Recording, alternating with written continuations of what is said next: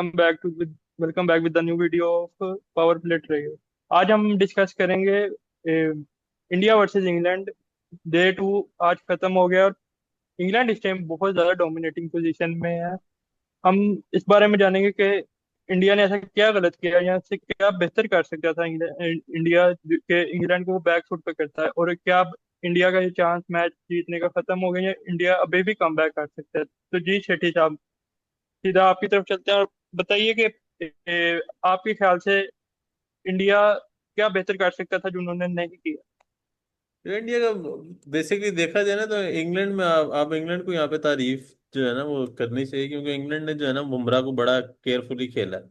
जो उन्होंने बुमराह को केयरफुली खेला है तो उन्होंने शार्दुल ठाकुर को प्रॉपर जो है ना हिटिंग की है, उसके खिलाफ 7 के हिसाब से उसको मारा है। तो आप इंडिया को इस तरह बीच में कुछ कह नहीं सकते। बस अब उनकी ब्रिलियंस थी, इंग्लैंड की बैटिंग बहुत अच्छी कर रहे थे, साथ वो जरा थोड़ी सी लाइन लेंथ भी इंडिया की खराब चल रही थी। लेकिन ऑब्वियसली आप इंग्लैंड को यहाँ पे जो है वो क्रेडिट तो देना बनता है, बैटिंग बहुत अच्छी की उन्होंने। इंग्लैंड के दोनों बैट्समैन ने मतलब फ्रॉम बॉल वन उन्होंने मारना शुरू किया। उन्होंने देखा ही नहीं कि कौन सा बॉलर आ गया। उन्होंने बुमराह मतलब 5 बॉलर जब तक इंडिया ट्राई कर चुका है, और पांचों के पांचों को उन्होंने काफी हद तक अपने कंट्रोल में रखा। और इस टाइम भी इंग्लैंड का जो रन रेट है वो 5 का रन रेट चल रहा है। तो वैसे आप बताएं कि क्या ऐसा था जो आपके ख्याल से इंडिया ने मिस कर दिया इस पिच के ऊपर, क्योंकि जब इंडिया बॉलिंग करने आई थी तो पिच कंडीशन ओवरकास्ट थी और पिच जाहिर है इतनी बुरी नहीं थी, क्योंकि इंग्लैंड ने भी इधर 358 पे इंडिया को ऑल आउट की। तो अस्सलाम वालेकुम।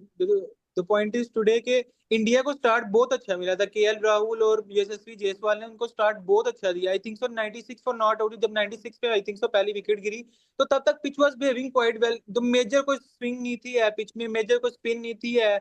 आई थिंक सो उन्होंने स्पिन दे के इन्होंने इंग्लैंड वालों ने मेजर इंक्लूजन किया जो लियम डॉसन का इंक्लूजन था। वो जरा हैरान कुन था क्योंकि पिच में कुछ नहीं था, लेकिन उन्होंने फिर भी मेरे ख्याल से शुएब बशीर की वजह से उन्होंने प्लेसमेंट डाली। तो आई थिंक सो स्कोर मेरे ख्याल से 358 भी कम स्कोर नहीं है अगर आप इसको देखेंगे, कम है। लेकिन सेकंड इनिंग्स में England played quite really well. Ben Duckett का क्लासिक था, वो भी 94 पे आउट हो गए, उन्होंने भी सेंचुरी पूरी नहीं कर। उस तरह जैक क्रॉली कभी चलते नजर नहीं आए लेकिन आज उन्होंने भी स्कोर मारा। तो this I think so this कहीं ना कहीं इंडिकेट्स के पिच में कुछ नहीं था इतना मेजर स्पिन या स्विंग देखने को। तो I think so Baz McCullum का plan worked and what they wanted they got it in the end. उन्होंने अपनी तरह से क्रिकेट खेली जिस तरह वो क्रिकेट खेलते हैं। तो I think so it's a brilliant of England, not the fall of India. तो मेरे ख्याल से England played really quite well in the second inning. बाकी इंग्लैंड इंडिया ने भी उसी तरह स्कोर किया कितना चाहिए था आई थिंक सो जी। आई गेस इंडियन बॉलर्स ने इस लाइन और लेंथ पे बॉलिंग स्टार्ट की थी ना, वो लाइन और लेंथ इतनी गंदी थी कि अगर बॉल स्विंग हो भी रही थी तो उसका कोई फायदा नहीं हो सकता था, क्योंकि डाउन द लेग साइड अगर आप बॉलिंग करवाओगे तो बैट्समैन उसको चौका ही मारेगा। उसके लिए मुश्किल कुछ नहीं होगी, उसको कोई आप ऐसी मुसीबत में डाल नहीं रहे। और फिर जाहिर है उसके बाद जब बॉल थोड़ी पुरानी होना शुरू हुई तो ए, इंग्लैंड के बहुत ज्यादा जो गए थे। इंग्लैंड के जो आउट हैं वो भी कोई इंडियन ब्रिलियंस नहीं थी जो कि दोनों विकेट्स गिरी हैं, वो बैट्समैन खुद रश में आउट हुए हैं।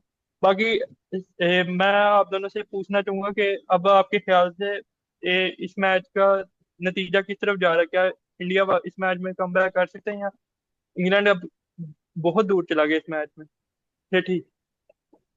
मेरे मुताबिक यार कर सकते हैं जरूर, इसमें कोई मसला ही नहीं है।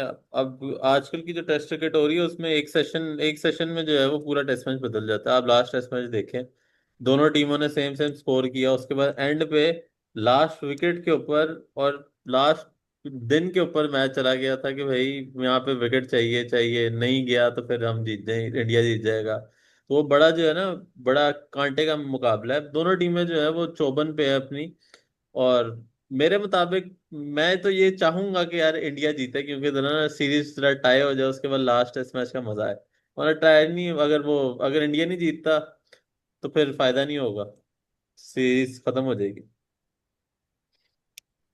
जी भाई साहब बताएं आपके ख्याल से मैं इधर कहता से हूँ इंडिया कम मैं बैक कहता कर हूँ सकते हैं। मैं कहता हूँ कल टी से पहले पहले वाला जो सेशन होता है अगर वो विकेटलेस या एक दो विकेट के साथ इंग्लैंड निकाल जाती है, अच्छा तो वो 80-90% मैच को अपने हाथ में ले लेगी।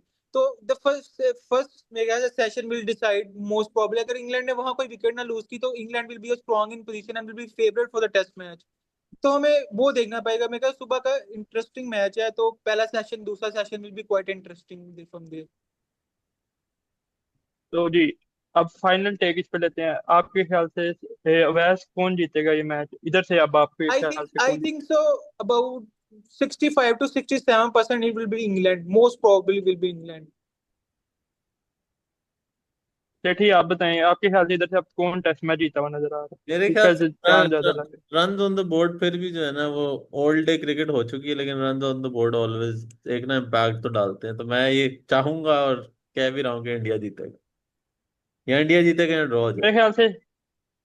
मेरे ख्याल से इंग्लैंड जीतेगा, क्योंकि अब इंग्लैंड की लीड बहुत कम, मतलब रह गई इंडिया की लीड इंग्लैंड पे 140 के राउंड अबाउट रह गई मेरे ख्याल से। तो देखते हैं अब क्या ये टेस्ट मैच कितना जाए खत्म होता है।